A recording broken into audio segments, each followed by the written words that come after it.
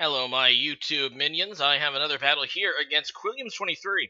He's a guy who I battled actually several times in Generation 6, you might recall. But I believe this is actually our first Generation 7 battle, so, at least it's the first one I'm posting on YouTube. But this is an underused battle, and, yeah, he's one of my favorite YouTube commenters, and, he's also a Twitch viewer, so let's go ahead and get into this. And, looking at those teams, you can already get the sense that Gen 7 UU, and it actually started happening in Gen 6 in my opinion, but it's basically the old OU. There's a ton of Pokemon in this battle that used to be OU at one point, especially from like Gen 4 days, so it's going to be a pretty nostalgic battle probably. So I'm going to lead with Azelf, which is actually just a suicide lead Azelf, which is something that's actually been coming back. Like, it was a big thing in Gen 4, but now it's coming back, especially in UU, so decided to give it a whirl, though he's going to lead with Empoleon, which isn't great. I did get the taunt off. It's going to stop him from setting up Stealth Rocks, as I'm able to set up Stealth Rocks, and now I'm just going to knock off his item, see what it is, too. And it is indeed Leftover, so that's pretty good. Now, he does hit me down to 2 HP, which I feel really lucky he didn't burn me here, but at the same time, I'm like, okay. The taunt wore off, but I'm like, he's going to predict their taunt and just kill me. I was going to explode now, and I'm hoping he doesn't, see that coming. Unfortunately, he does instead of Stealth Rocks. And even despite my crit, which, he didn't get the burn, and then I crit him, I was still kind of salty I didn't finish him off. He also survived with 2 HP after the crit explosion, so he's able to get up the Stealth Rocks too, so that didn't really turn out great, but I guess I really should have taunted again, just to keep him from setting up the Stealth Rocks, but I just thought he would kill me, so whatever. So I'm just going to go into my Infernape, a battle of Gen 4 starters there, and I'm just going to U-turn. That's going to be able to take out the Empoleon. Although, I do have to now reveal first which Pokemon I'm going to go into. I end up going into Buzzwole, and he goes into Latias, and I'm like, okay, I'm Scarfed Buzzwole, so unless you're also Scarfed, I can outspeed and just kill you. And it was a bit of a risk on my part, because, that Latias easily could have been Scarfed, I think, but, yeah, I'm just going to go for the Leech Life and just murder it, so that's pretty fantastic. He was not expecting the Scarf, apparently. And, yeah, that's pretty awesome. He's going to go now, though, into his fairy thing, which is called Florges. It's a pretty common cleric Pokemon, and, it also resists, Bug, which I am locked into, so I'm going to go ahead and switch into Togekiss, knowing the only thing it can really do is Moonblast. Now, I obviously don't resist that, because Fairy doesn't resist itself. It's one of the types that does not. However, Togekiss has naturally good special defense, and I can just Roost if I wanted to. And, yeah, he's not really much he can do to me, and then I can just go ahead and get my HP back to Roost. Now, Donphan can get rid of my Stealth Rocks. It almost certainly carries Rapid Spin, so I'm like, okay. I'm going to see what I can do here with Air Slash. I should already outspeed Donphan, so I really just want to keep him from being able to Rapid Spin, so I'm just going to go for the Air Slash, hoping to get the flinch and see how much it does. And it looks like to be a solid 3 KO even after Leftovers recovery, and I do get the flinch this turn. So all I really need, in my mind, is one additional flinch. So it's 60% at this point, so I'm just going to go for it, and I do get the second flinch. Even with Serene Grace, it's pretty lucky to get 2 flinches, and I'll be the first to admit that, but I'm not going to complain. And, yeah, he's going to go ahead and switch out into Terrakion. He doesn't want to lose Donphan. Donphan is really kind of slow, and it's not getting really an opportunity, in my opinion, to set that up, go for the Rap Spin again, but he decides to save it for later. And the funny part is, I actually missed the Air Slash this turn, so if he would have stayed in, he would have been able to actually get it off. But obviously, you would have no way to know that.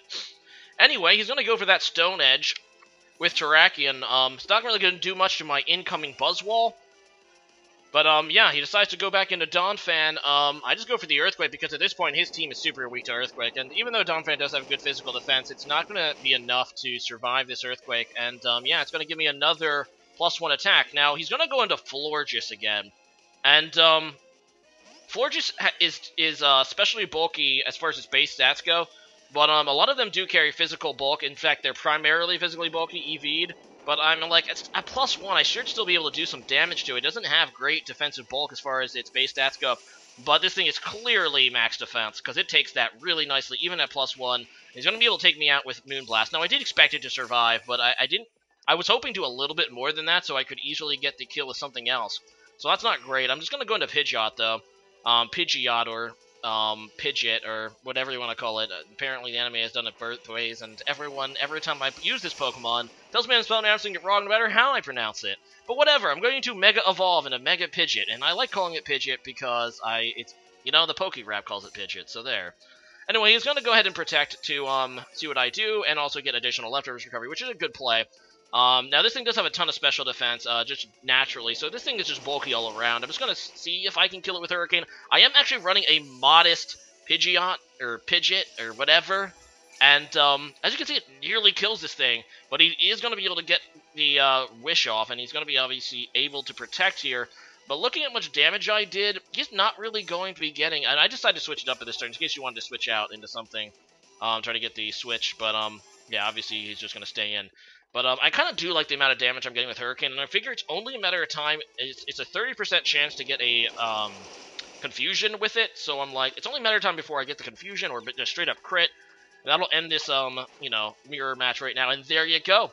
Got the Confusion, and he is going to hurt himself, which is going to be able to put his Florges in a position that I can just kill it. He is going to try to Protect here to get some extra recovery, and he does. Definitely nice for him, though, that the Confusion did get nerfed this generation. It's only 1/3 chance for him to hurt himself now, but that's still not enough. I probably can still kill him with Hurricane at this point. I don't think he was expecting me to be modest. He was expecting to be able to wall me. Because I am Modest Pidgeot, I'm doing a little bit more than he would have liked. And, yeah, eventually I did just get that Confusion, which is what I needed. And in comes Terrakion now, and I'm like, okay, if this thing is Scarfed, it can outspeed me, but I just want to see. I decided to go for the Hidden Power, which is kind of dumb. I actually like, oh, I don't even remember what the Hidden Power is. Apparently it's Hidden Power Fighting.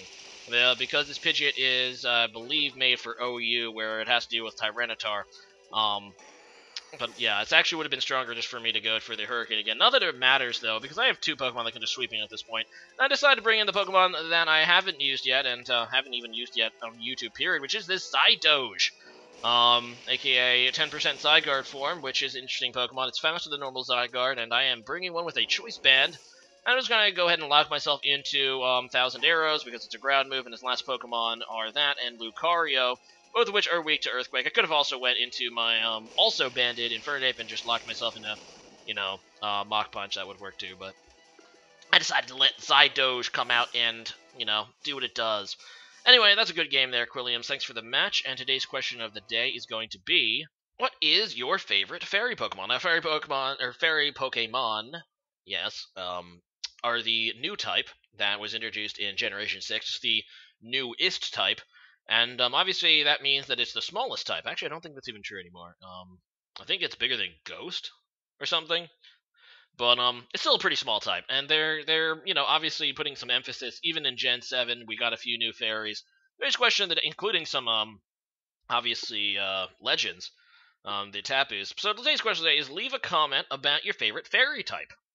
And as for me, it's probably going to be one of the newest fairy types, which is a very popular one in general, Mimikyu. And it's very popular from a competitive standpoint because he can be extremely potent with his ability and his EV spread, especially with Swords Dance. But it's also obviously a popular design as well. Even though I hate Pikachu, it's a pretty great design for a Pokemon. Just well-rounded and cool. So leave a comment about that and see you guys again next time. Later.